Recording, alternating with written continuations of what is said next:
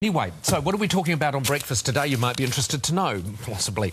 I'd be interested to hear from you if you are one of the many, many Australians who think that we are very, very poorly served. I think, yes. New statistics indicate 40% of Australians feel businesses fail to meet their expectations. In fact, of the countries that were surveyed, only one country was less satisfied with service than Australia, France. Oh, is that so? Yeah, which is ironic because if you go to France, the service is appalling. It's so arrogant. Anyway, well, you know what I find? So you go shopping here, just say you're looking for clothes, you go shopping here, you go shopping in the United States. You couldn't be served better in the States because a lot of them work on commission. They say, hi, my name's Candy, I'll be serving you today. And, you know, because they like to put you through at the end to get the commission. But here... Ron loves it when you do that It's voice. honestly like you've got to stick your head out the change room and say, can someone help me? No, it's not always fake. It's good. No, it's not always fake, Ron. All right, so yesterday, and this is just coincidental that this happened yesterday because I hate bad service, right? Yesterday, was almost arrested. How? I was thrown out of a bank yesterday on Darling Street. By security guards? Almost. The manager.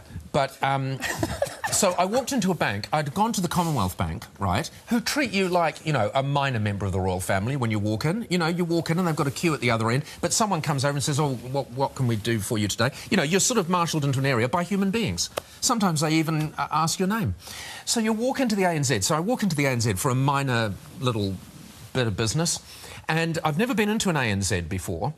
In Australia, never will again, hideous bank. You walk in and there's like a queue and there's people sitting on some kind of couch type thing. There were a row of officers down one side with people, one of them looked like Jabba the Hutt, sitting behind his bloomin' tippy-tappy machine, like with this huge gut hanging out of his bloomin' shirt. It was hideous.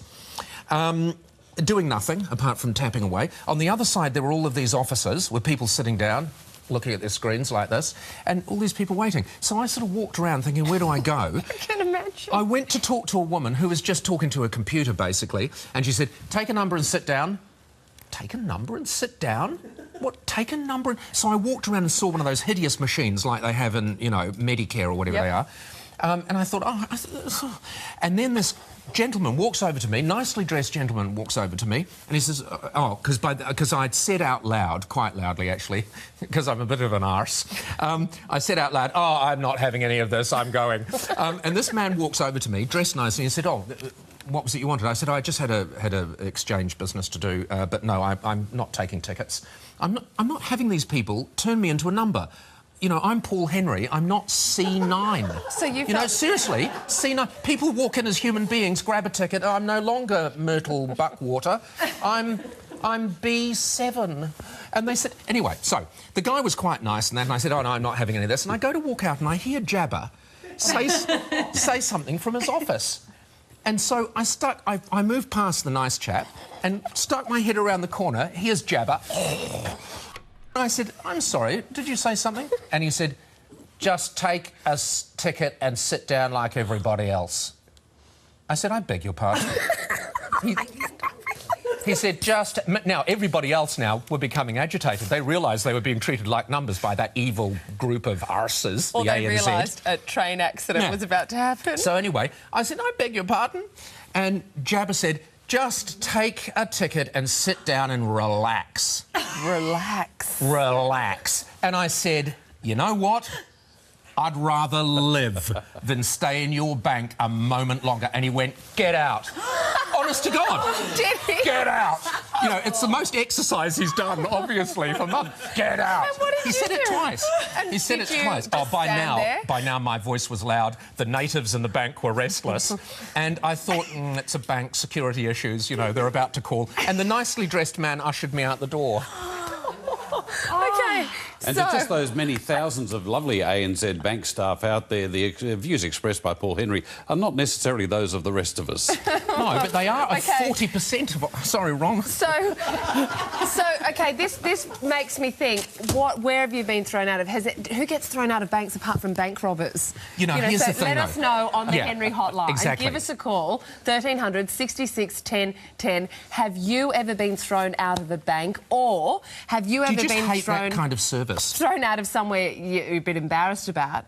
And another Henry Hotline thing idea, is- service. Service, yeah. Why are you prepared to be depersonalised when you walk into a bloody bank? It's just like the deli at Woolies. You take a ticket. All right, we'll All be right. back So very today shortly. you We'll have go been around regaling Australia. us with your fabulous story about being thrown out of the bank yesterday. For those of you who weren't with us a little bit earlier this morning, this is how the story goes. It's one of those things that you could almost have on a bucket list, thrown out of a bank. So anyway, I walk into the bank, just very, very quickly, if you've only just joined us. This happened yesterday. It was the ANZ branch on Darling Street in Balmain, In Sydney.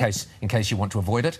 And so I walk in, and there's plenty of people in there, but no one's really serving any customers. There's this one guy who I think might be the manager, I don't know. He looked like Jabba the Hutt, sitting in an office, and they were all just on their typewriters, probably doing important things. They weren't typewriters, they were keyboards. Anyway, I walked in there, and I walked around not quite understanding, because I didn't fit the mould of someone who was prepared to entirely lose their personality and self-being when they walked in. And this woman, who was just tippy-typing away, said, "Grab a ticket and sit down." And I thought, what? I'm not going to do that. This isn't Medicare. And so I walked over and looked at the ticket machine and I said, oh, I'm not going to do this. I'm not prepared to do this, and went to walk out. Man comes over, quite nice man, dressed quite smartly, and said, what's wrong? I said, oh, I had a bit of business to do, but I'm not going to buy into any of this nonsense. And then Jabba says something from his office. So I thought, oh, I think he's being slightly offensive. So I turned my head around and said, I'm sorry, what was that? And he said, just take a ticket and sit down like everybody else. Red rag to a bull? Oh, I'm I thinking. beg your pardon. Just take a ticket, sit down and calm down, relax. Well, I didn't go in there to relax, did I? I went in there to do a banking transaction. They expect you to shed Jabba. He had this, like... He wasn't even looking smart or anything. I said, I'm sorry, I think I'll live instead. And he went, go on, get out. He actually did this. I was impressed. He didn't look like someone who was physically capable of raising... Paul. Go on, get out.